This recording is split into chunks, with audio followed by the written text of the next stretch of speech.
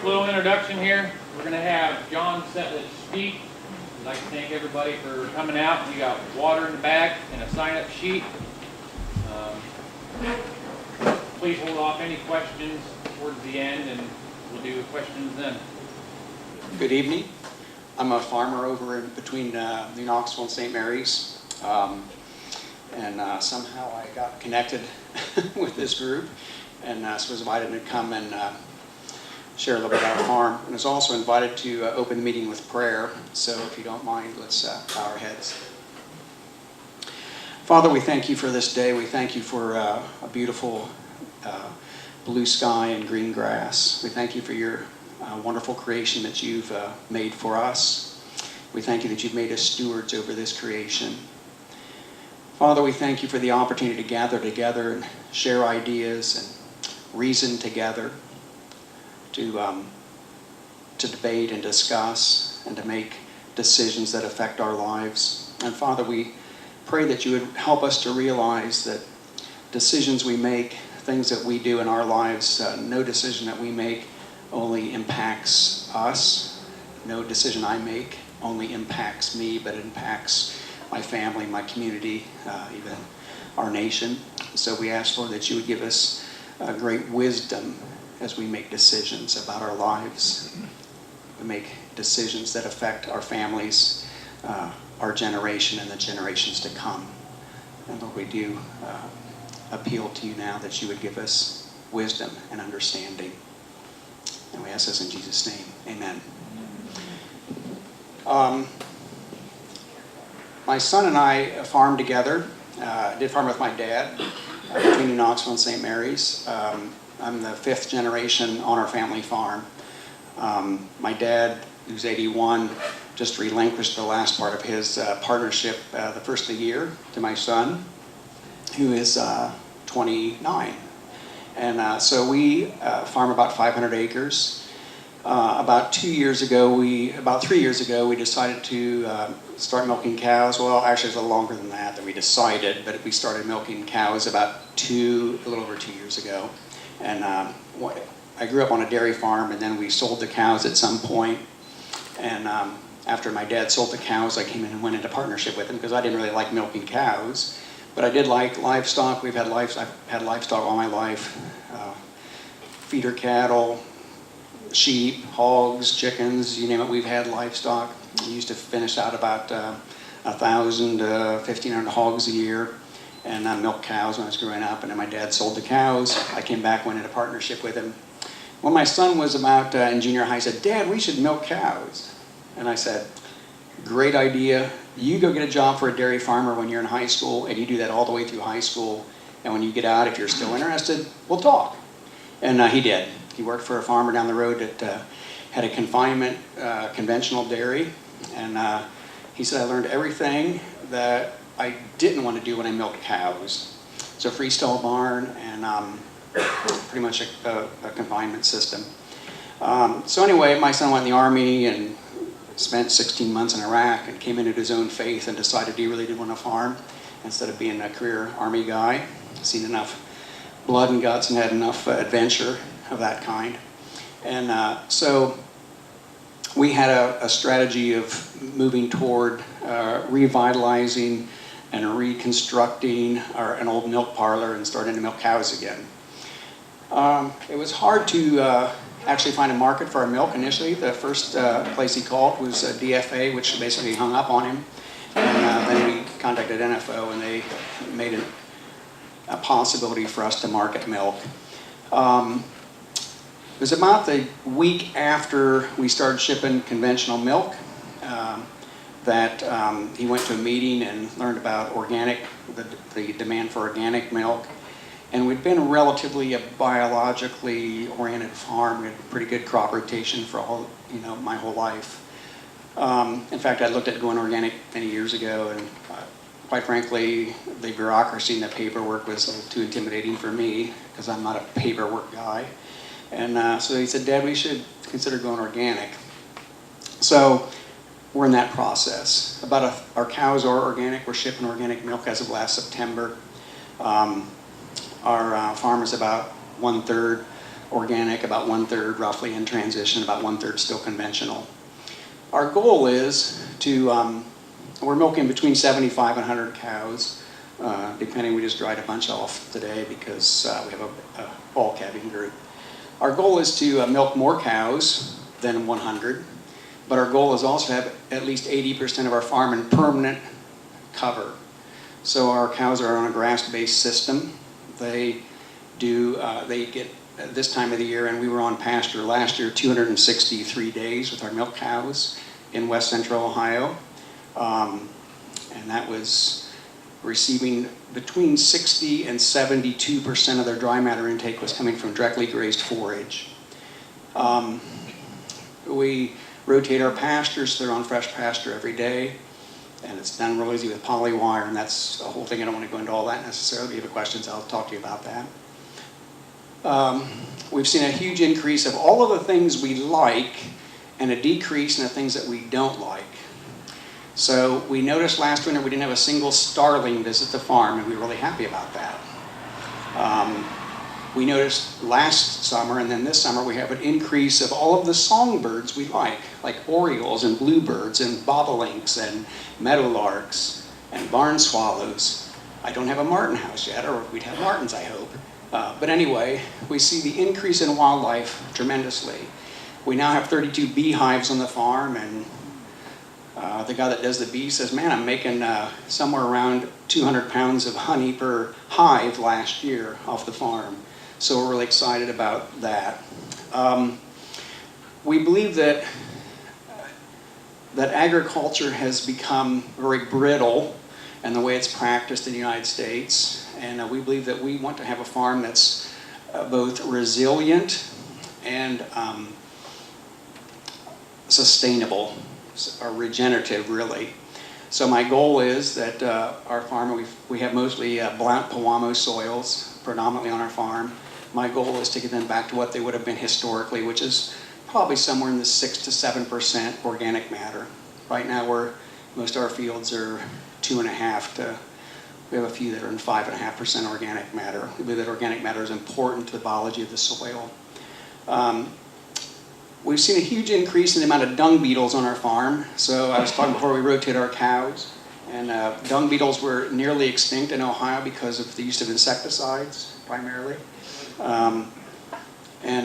We can have cows that drop their patty, and in 20 days, if we come back that quick, there's nothing left of that cow patty. It's been digested by the soil. The dung beetles break it down, the soil microbes break it down, and you might notice that it's a greener patch there, but you don't see any trace of the cow patty. I'm just giving you that information. I was asked to share, if I'd share this, that there's alternatives.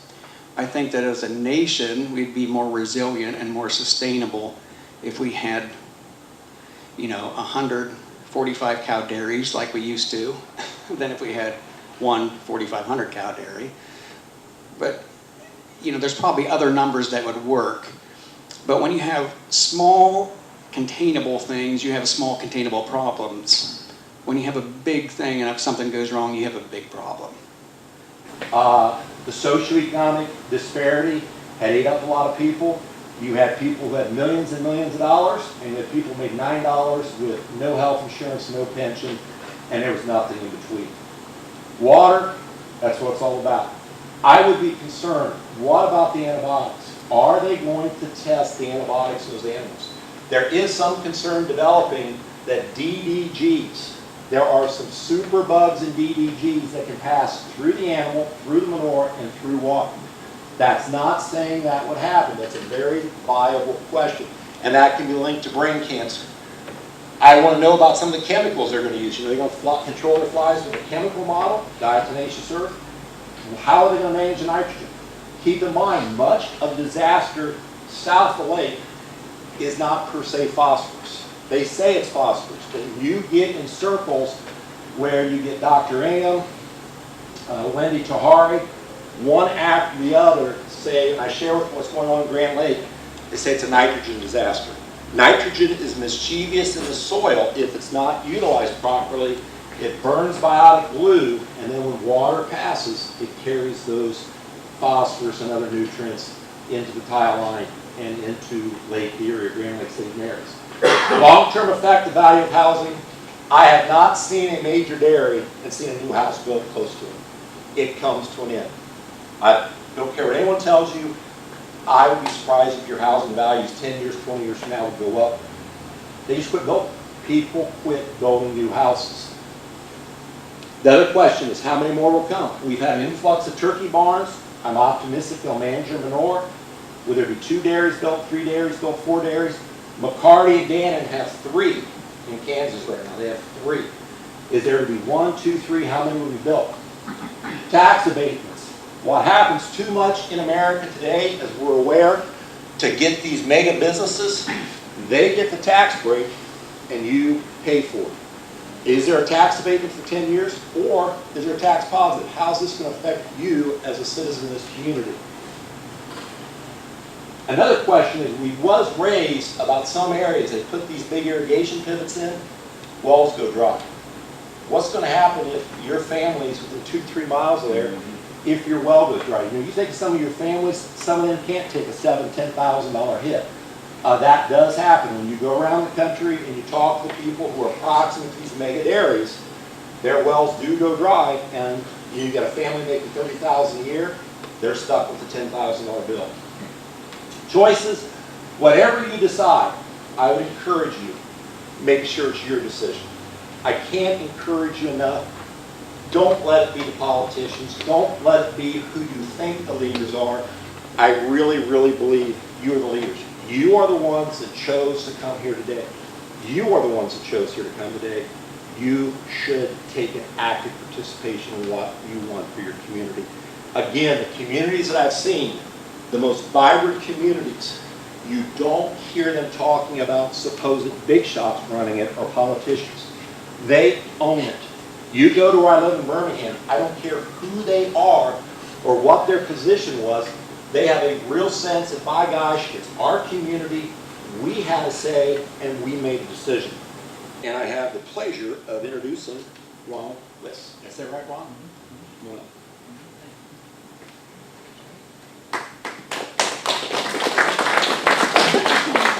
Thanks, Jeff.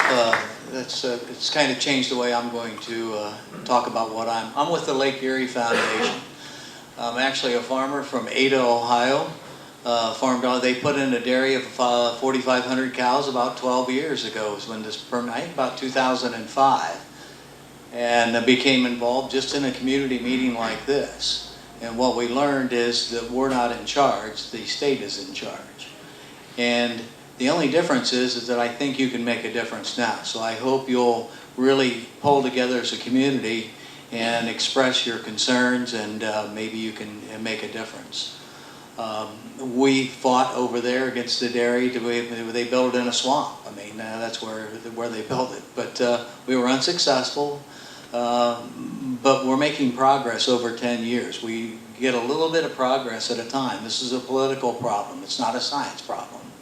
And as you said, everybody points to phosphorus, but nitrogen is just as important. In fact, once the water gets in the lake, if you have an abundance of phosphorus and not a lot of nitrogen, the algae will grow quick. But if you add nitrogen to that abundance of phosphorus, it grows exponentially.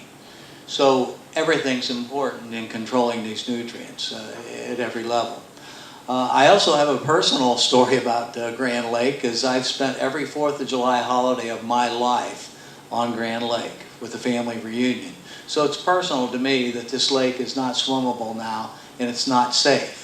And when he mentioned 193 parts per million or per billion of microcystin in the lake, the safe level is 6 parts per billion.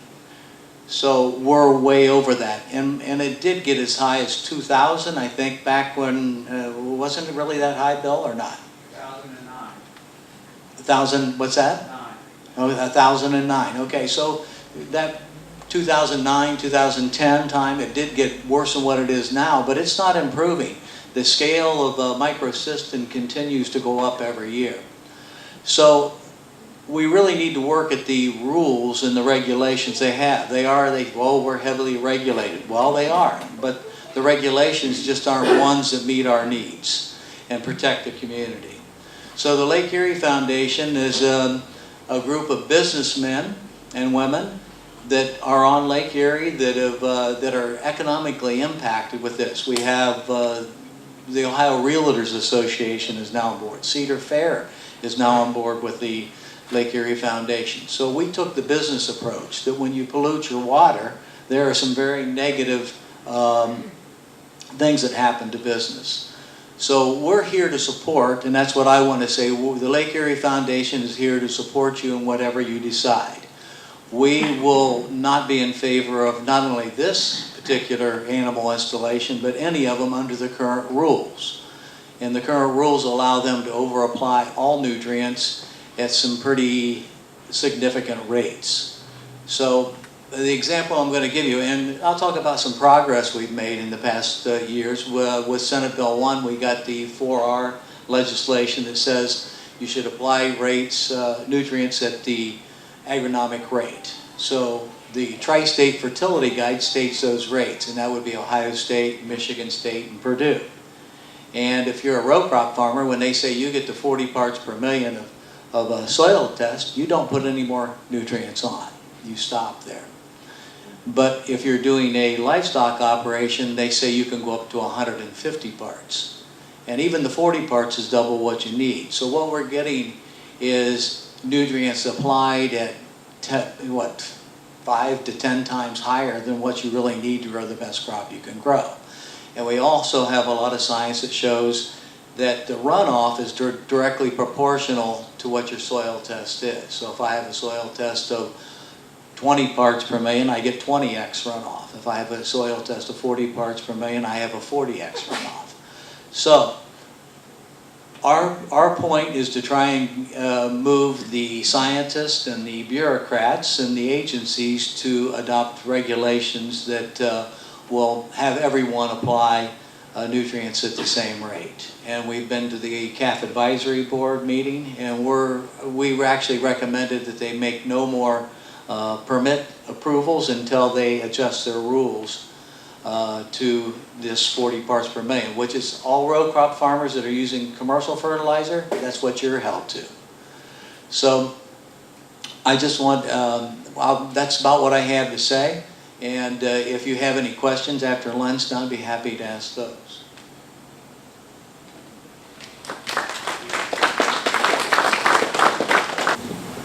Hi everybody. I'm very honored to be here, and I want to thank you. My name's Lynn Henning. I'm from Clayton, Michigan. I'm at the west end of Lenawee County. We're about 2 hours north of here. And we're family farmers. We farm about 300 acres in Lenawee County. And I've been in this issue for 17 years. We had 12 CAFOs move into our community, and we're up to over 4,700 violations from those 12 CAFOs.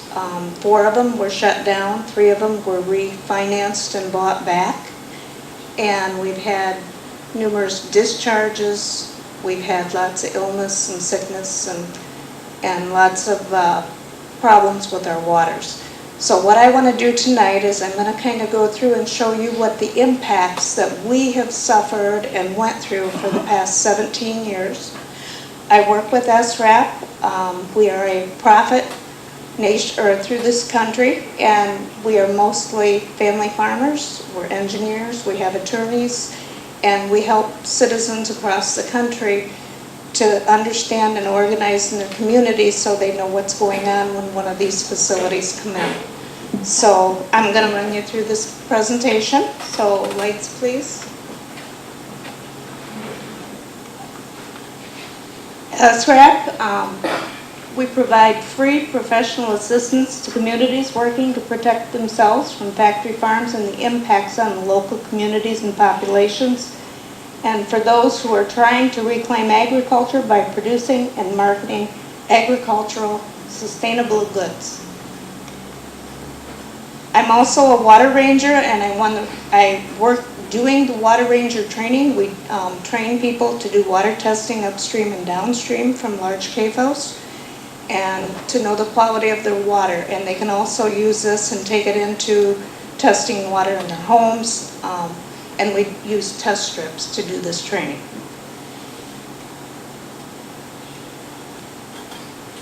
2,500 cows equals 411,000 people and waste. This is the link. It's a US EPA document showing.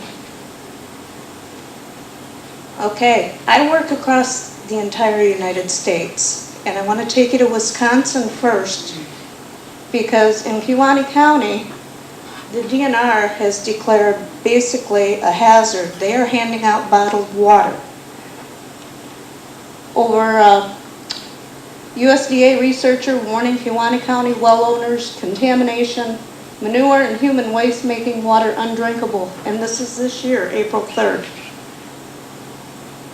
Random water samples were taken from faucets of 82 wells, 26 traced back to bovine, and 18 from human contamination. Mr. Borchardt and they used DNA analysis to identify whether it was viruses and came from cow or human. Current figures, cattle, there's 16 large CAFOs in Kewaunee County, and it's the equivalent waste of 924,882 humans in one county. 49% of the wells are undrinkable. Now we're going to go to Michigan. This is where I live. We're on the border of Lenawee and Hillsdale. We're down here at the bottom on the right. Those are the CAFOs. We are the headwaters to Lake Erie. In lots of our streams, we'll find bloodworms, which are a sign of contamination in the water. And we were told by scientists that if you inhaled those or swallowed them, it could cause you to get hepatitis. And we find this a lot in the large dairies, wastewater, where their stormwater is drained. E. coli 0157 and surface and groundwater. This is a mile from my farm. The USDA gave out a grant for a sub-irrigation system, which they have, you can see they've taken 73 water quality samples, and we now have E. coli 0157 in the surface and groundwater. And what it is, it's a large tile system, like a grid system that's underground. It's 16 inches deep, and it's in grids, and they flood this with wastewater. And it goes down through the soil, and then now it's contaminated the groundwater. Michigan, the local group is CAFOs.org, or Environmentally Concerned Citizens of South Central Michigan. And they have on their website that they've got over 4,702 violations. And these are documented by the state. These are not violations that they are just claiming. These are ones they have paperwork to back up from the state. Over the years, I've been in this for 17 years, and we've learned we help communities and show them how to document on the maps, how to do the fields, the application sites, so they can know whose wells are surrounding these areas and how to take water tests and how to document them. I brought some pretty pictures too. The top one was irrigation, where it was near a main highway that sprayed people's vehicles when they drove by. The bottom left one was manure application on snow with pile risers in the center, where the sun heats up the manure because it's dark, and it melts the snow and goes through the wormholes and the crab holes and down into the field tile and drains directly to the waterways. The one on the right is manure through the giant travel irrigation systems that's applied near the dairies. These are just some where they dug around the lagoon and was draining it off to a waterway. The one on the right is a hog barn that's overflowing. The one on the bottom left is where it's draining down the side of the lagoon into a wetland area. These are all, the center one is bad milk from the milk house, and the tile comes out a half a mile away from the facility, but it was a direct line to the milk house. The one on the bottom left is silage leachate that went into a private lake with 85 homes. A gallon, I think they say 1 gallon of silage leachate will destroy the oxygen in water of approximately 10 to 12,000 gallons. The one on the bottom right is manure that had run off of a field that was spread during winter. And it ran, this is a mile from the field. This came to Defiance, Ohio, and we had to notify them to bypass the reservoir. The top right one is manure runoff after a rainfall. You can see all the soap suds and the chemicals in the waste as it was washed off. And the top left one is, in Michigan, surface water to go swimming is 300 milligrams per liter. This came through at 7.5 million discharged into a waterway. We did a few air readings. They had a Draeger micropack, which is a hydrogen sulfide meter, and 10 parts per million would deem you unconscious. And we were getting 7 to 9 parts per million. This facility was shut down in 2008 near Morenci, Michigan. It was hog barns with 4,000 animals that the 3 gentlemen within 300 feet all had heart problems, and they were fined $28,000 and shut down. The top right was Oprah magazine came up in 2010 and went up in the plane with us. We do aerial photography with Lighthawk, and we've had the state officials up in the plane 6 times. The bottom left is runoff from snow melt. The bottom right is what they call a YSI meter, which measures the oxygen and temperature in the water. 5 milligrams per liter, or 5.0, will sustain life in the water. When we have a manure discharge, it's usually below 1.0, which will kill the fish. This was a facility from years back, and what we did was an annotated aerial from their nutrient management plan, showing all the pathways that we would have fine discharges from the facility.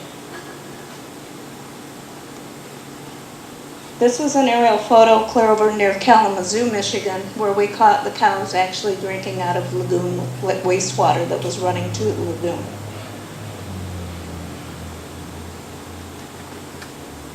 This was a discharge about a quarter of a mile from my house. They applied on frozen snow-covered ground. It ran 2 weeks into the south branch of the River Raisin, which goes down to Lake Erie.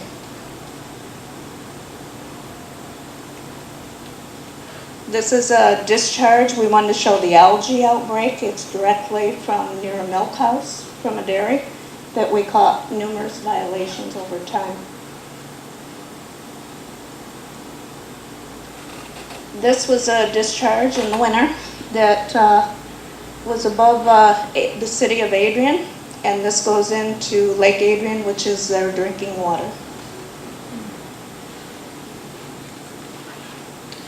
This facility, and the reason I put this one in, is this is a 3,400 head dairy.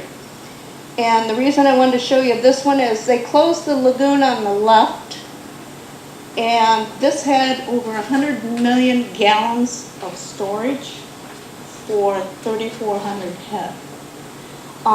This facility in 2010 was shut down. At the time, and I'm sure many of you heard the name Rebahoff here in Ohio, they had a loan with Rabobank for $55 million, and they had a loan with AgStar for over $150 million. It's all online. You can go in and actually see the court document and all the farmers that lost money. I think Crop Production Service lost a whole lot of money and stuff. So these were things that the people and the farmers and the community got hurt. I did throw in a couple of pictures from out west to give you an idea of what might be coming towards you.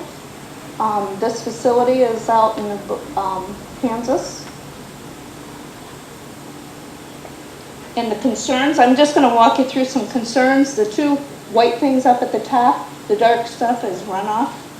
Around them, there's no containment for silage leachate. The green area up there is a runoff area that where all the leachate goes. And the concern is for groundwater contamination on a site like this. And then the stockpiling down here on the bottom right of possible waste to dry and stuff, and then the feedlot area to the bottom on the picture. This is another facility out there, and I did this one as a wetland map from the USGS, so you could actually see that the lagoon had a waterway right where they built it. And then you can see where the travel irrigator is the Half Moon. They're irrigating over an intermittent stream that's directly under it. And it's right there near the lagoon.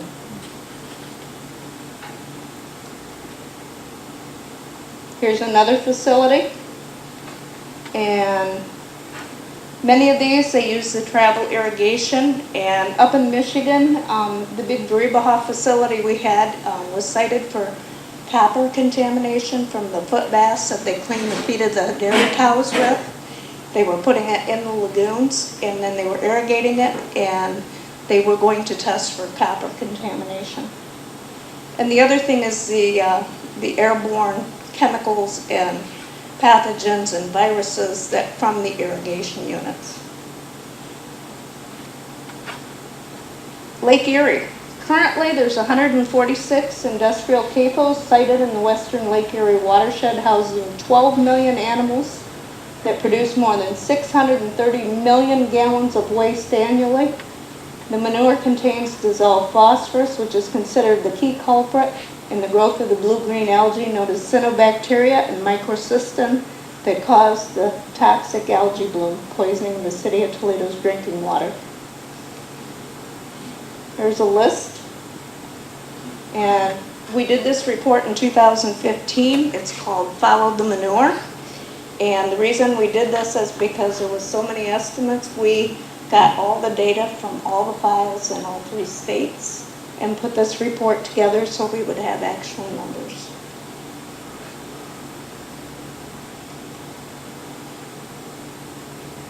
This gives you all your species and how many in the watershed.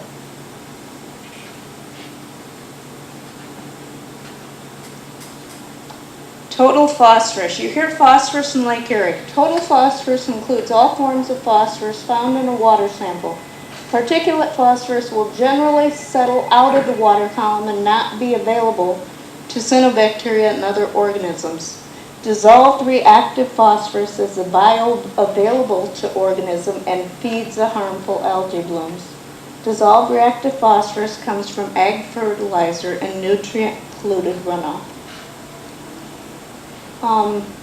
Just kind of going through that how much it's increased over time, that the particulate phosphorus has cut back, but the dissolved reactive phosphorus has almost doubled. Okay, this is a map of Ohio taken today, okay, off of their website. And just to give you a location, the area is going to be approximately right here. To show you how many you have in the area. And you can click on each one of these dots, it'll tell you which facility it is. It's on Google Earth. It's free. Okay, environmental justice issues. Over time, we've seen decreased quality of life. The facility that was shut down in our area was under what they call a 901 rule or 1901 under NREPA in Michigan, which was shut down for quality of life. Road damage in our area, we've seen over 200,000 in road damage, and most of that was at silage hauling time. They cut tracks in the roads coming out of the fields.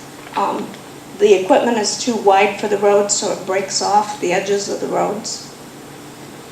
Taxes, what we see is development right easements, and I'm sure they do TIFs in Ohio and stuff like that. What they do is they pay their taxes and then they get it all back except maybe 5%. And then what they're doing across the country is, I'll give you an example. We have facilities elsewhere that they create numerous limited liability companies so they can get subsidies under different names and for different states or areas. Or if they have violations, they can get a loan under a new name that doesn't have violations. Property values. Mr. Patrick did it's called Appraisal Journal, and I'll send it down so you'll have a copy of it.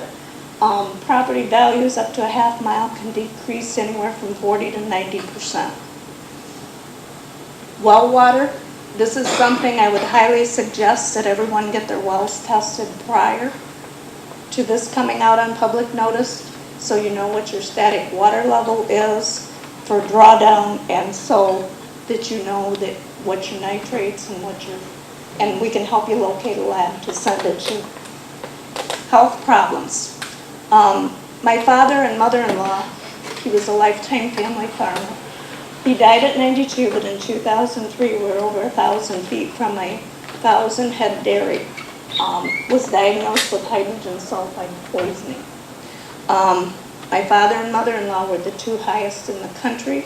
They came here to Ohio, and I think it was in Manward or Paulding here that they were tested by Dr. K. Kilburn, who's the expert in the world. He's passed away since then, but his report is online. And what it is the gases from the animal waste causes irreversible brain damage, and you can read on hydrogen sulfide. There's a website on the US EPA, it's called Pathogens Ag 101, and what's there is all the different viruses, bacteria, and pathogens that can be transmitted from the animals to humans. So I'll send that down for information. Dissension in the community. The reason I put this in is because we were asked to leave our church. We were going to church, and one of the officials in the church was actually raising heifers for the dairy. And we didn't want it to be an argument, so we wouldn't argue back in the church. So we were asked to leave. Air pollution. The local group now has an air monitor where they're getting very high readings from like 8 in the evening until 9 or 10 in the morning of hydrogen sulfide, because the air cools down and then it plumes to the ground. So the readings became very high. Surface and drinking water pollution. As I said, you can go to the nocafos.org website. They've run the violation sheet since the year 2000. And you can walk through and see what the violations are. Most are through drainage tile. Many are through illicit tile connections, over application.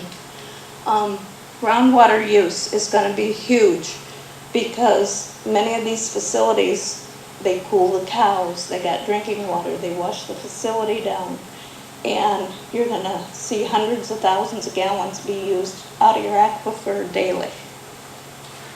Illicit tile connections, most all of ours had those, and you can see them in our violations in the local area. Irrigation, you can't go outside, you can't hang laundry, you can't have kids out to play. You literally have to be trapped in your own home or leave because the smell is unbearable. Self-reporting is basically non-existent unless they get caught or see someone that's going to turn them in. Leaking lagoons, many lagoons we've been to. We were invited to visit one up north, and they didn't pack it, they didn't use a Pro-Foot packer, and the erosion was 8 and 10 inches. There was cracks all the way through the sides. We see this a lot. Siting. We need to be more adamant about siting. The USDA has a web soil survey site, and to show pictures whether it's an adequate spot to place one of these facilities, or to put lagoons, or to do rapid infiltration, or to do irrigation. And I don't believe they're even looking at those because the soils are very limited for this type of, practice. Cleanup costs are left up to the community. I know a few lagoons in Ohio that are still sitting and overflowing because they haven't been cleaned up since the Griebehoffs left in 2010. Permit compliance, and I know you guys have the PTI, the PTO, and then the EPA thing where it hasn't been transferred and stuff. So I know you have a mess here in Ohio, but they do have to get a permit to operate and a permit to install. It has not been public noticed yet. And at that point, you want to get together, even if you're for or against it, to get your comments on record and to let people know, as you do, claim your community and how you feel about this facility coming in. Disease, viruses, bacteria, and pathogens. We have had people on oxygen. My father-in-law diagnosed with hydrogen sulfide poisoning. I've lost 1/3 of my lung capacity just monitoring the facilities. My husband has had quadruple bypass at age 53 because he was cutting wood in the woods, and the hydrogen sulfide was hanging in the woods when he was cutting.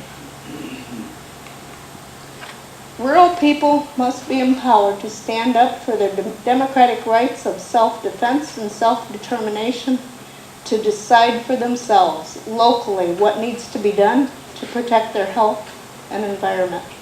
John Eichert is an economist from Missouri, and he's very well versed in both sides of the issue. And I like to use his quotes because they're very strong to support the community. And discussion and questions. And I want to show you one more picture because I want to explain this. In 2010, for my work on what I do for the CAFOs for the past 17 years, I won what was called the Golden Prize, which is like the Nobel Prize for environmentalism. One person is chosen from each continent around the world. And I got to go to California and then New York, and then I got to meet the president, I got to go to the White House and all kinds of things. But what it did is it brought attention to the issue that we need to reclaim our communities. We're small rural communities, and we have a voice, and we need to speak up. And if you're a farmer, speak up, and know your rights, know what you can do, and if you need help finding information, you can call us, we'll help you.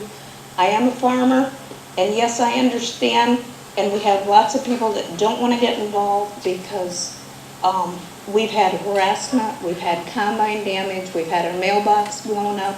My granddaughter had her window shot out when she was 2. These are things that are not, we don't condone this kind of stuff. We need to sit down. It's not about the people, it's about the practices and the way we're raising our food that needs to change.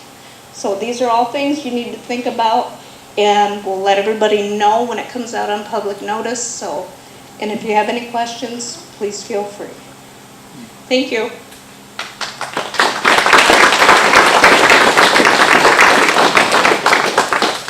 I'm Bill Ringo, and I'm representing the Guardians of Grand Lake St. Mary's. Contrary to propaganda, we certainly aren't anti-producers. We have never really denigrated any farm, or farmer, or producer. But we really, tonight proves to me, the problem isn't science. We know the science. We know what can happen. In fact, Grand Lake St. Mary's is the poster child for Ohio. What can happen if things go south? Because they certainly have.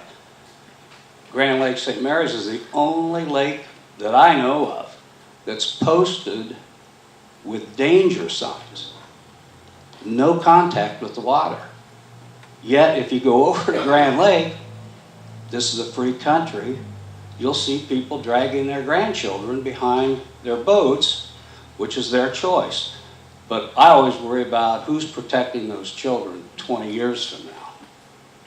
But as I was trying to tell you that we're not anti-farmer, we're really trying to find solutions to what can happen when the problem gets out of hand. I think someone mentioned that. I'm a friend of Jim Van Tilburg. I go to church with Jim and his family. And I've always felt that all the farmers I've ever talked to, none of them want to do the wrong thing. They really want to do the right thing. But the government can give and the government can take away. The government has given certain procedures that are not healthy for the environment. Now, if you're a producer like you folks, you have the government's got your back, why wouldn't you continue to farm or to manufacture or do whatever you do? But also the next governor might come in here and take it away. So you can be sympathetic to the farmers that are going to get caught in that trap of where they may have, in fact, on the south side, the way they had been doing business came to an end. We were able to at least get the distressed watershed notation put on the watershed, which means they don't spread in the wintertime, which wasn't that big a deal, but it was, as Ron says, a small victory, a shot across the bow to try to control the situation. And as long as the government is going to permit bad practices, then we're doomed. Here's what's going to happen here. I'm not saying you guys shouldn't.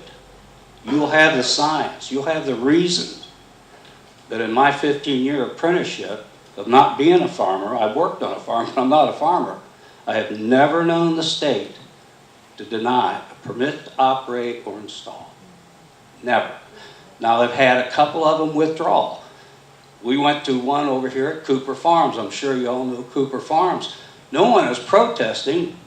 But the plan was flawed. The plan was doomed to failure.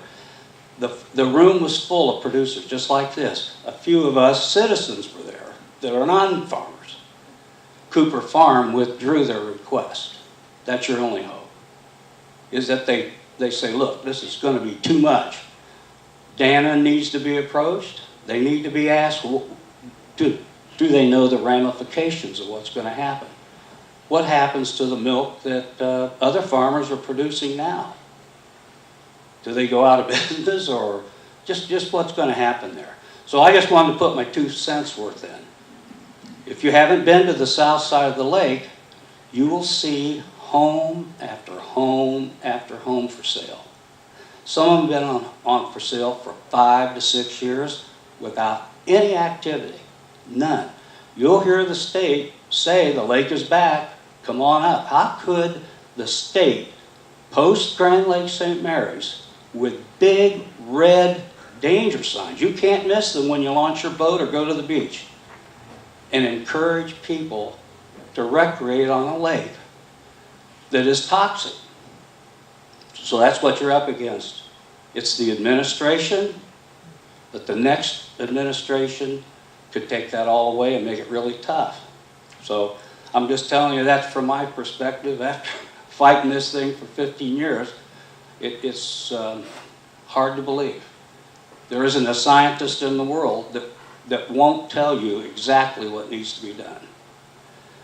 From Lake Erie's standpoint, I don't know how many of you can remember, I'm a Lake Erie walleye fisherman, and the lake was declared dead, like from 1970 to 72, somewhere in there, it was declared dead.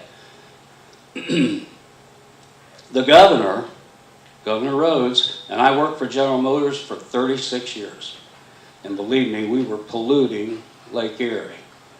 So when Ford, General Motors, a lot of the soap factories, and even the municipals that were discharging waste, the governor got them in the room and said, "We got to stop it." They did.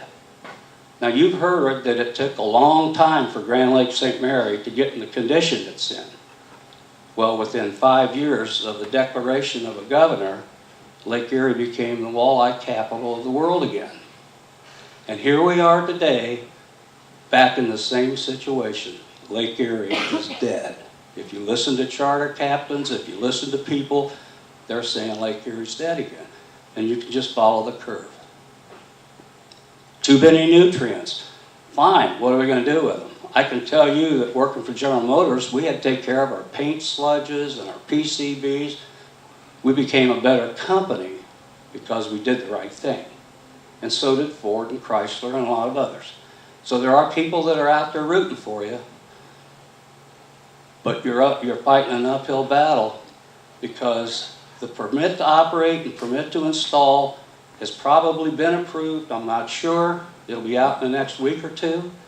And then it'll be your job to contact the state and request a meeting like this. Make them come in front of you, even tell you stories, but I'm warning you, the die is cast unless you can really bring the community together.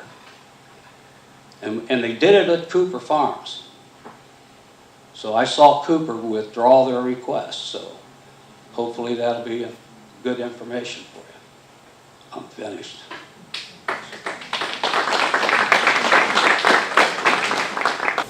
Could you tell me exactly where you got that at and where it was showing all the, were those permitted? Yes, that was taken, the addresses were taken from the Kansas feedlot registration. Not Kansas, so you said it was here in Mercer County is what I interpreted. Which one? The one where you said you had a bunch of little red dots on it. Oh, that's on Google Earth, yes. Right, I'll send is you that, the link is that for that. Kansas or is that That Mercer was here County? in Ohio. Those are all the facilities you have here in Ohio. They have the whole Ohio state map on Google Earth, Right, and you can click on the dots to find the facility. Right. Or you can go to the Ohio EPA website. okay. I think it's a little misconstrued, but I'll look it up and find out for myself. Okay.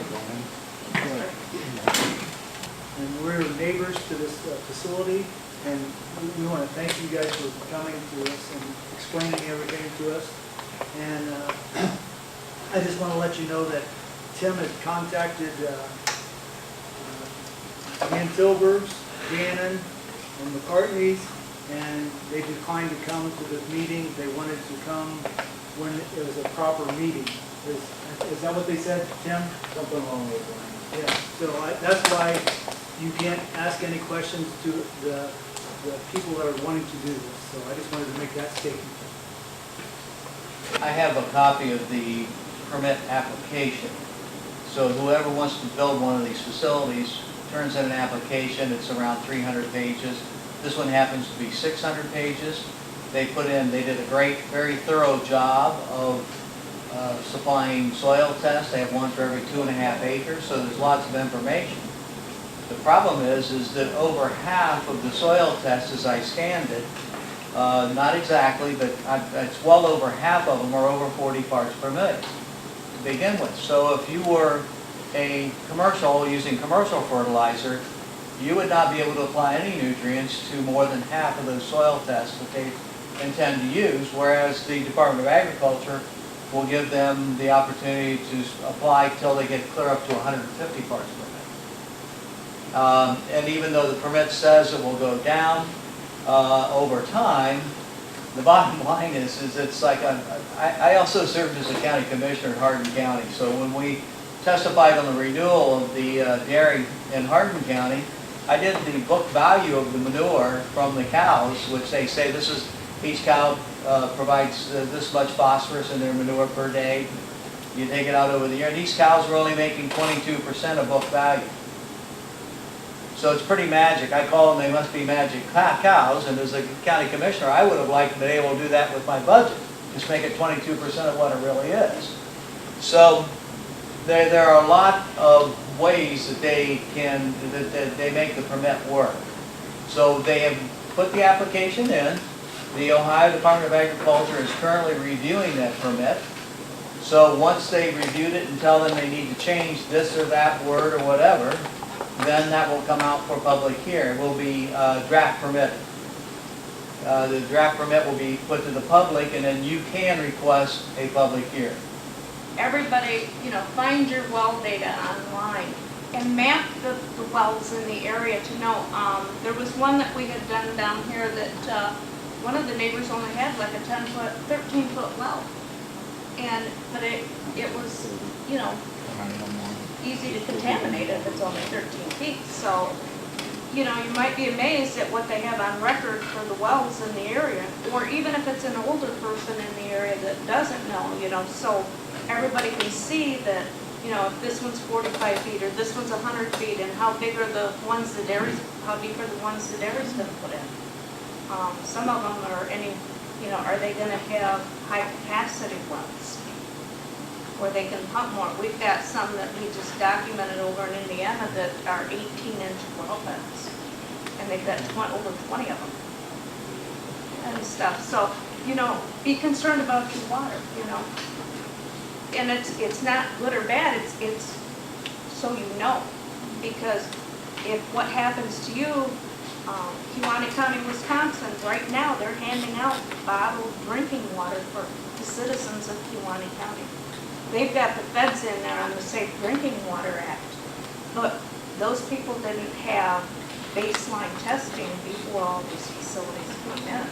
So, but then they came back and the state did DNA testing, so they already know that it's bovine in their drinking water. But they can't use their water to drink, they can't use it to shower, they can't use it to cook. So you have to go pick up bottled water. I want you to think about that if you really want to not be able to turn the faucet on someday because you didn't speak up or you didn't take a sample because you didn't think it was important. It's important. It's important.